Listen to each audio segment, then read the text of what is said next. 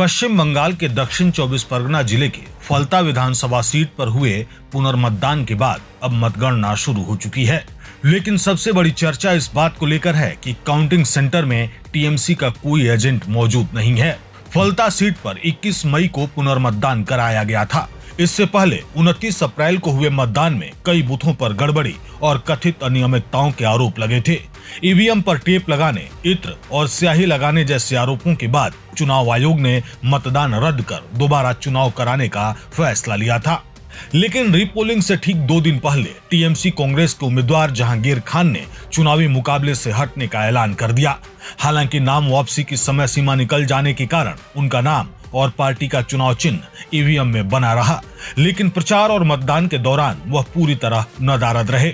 जहांगीर खान के चुनाव से हटने के बाद राजनीतिक समीकरण पूरी तरह बदल गया। विपक्षी दलों का दावा है कि इससे बीजेपी के सामने मैदान लगभग खुल गया। अब सबसे बड़ा सवाल यही है कि बीजेपी इस सीट पर कितने बड़े अंतर से जीत दर्ज कर पाती है।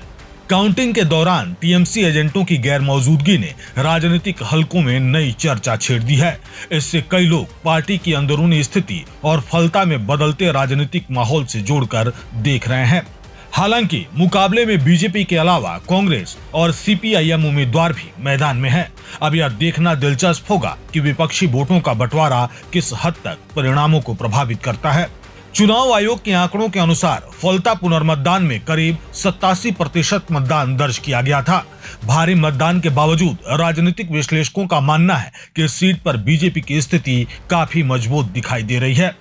फलता की राजनीति में एक ऐसा समय था जब जहांगीर खान और तृणमूल कांग्रेस को लगभग एक दूसरे का पर्याय माना जाता था, लेकिन सत्ता परिवर्तन के बाद हालात तेजी से बदले और पुनर्मतदान से पहले उनका अचानक पीछे हटना पूरे बंगाल की राजनीति में चर्चा का विषय बन गया। अब सबकी नजर मतगणना के अंतिम नतीजों पर टिकी है। सिर्फ जीत ही नहीं बल्कि जीत का अंतर भी बंगाल के राजनीति के लिए बड़ा संदेश माना जा रहा है।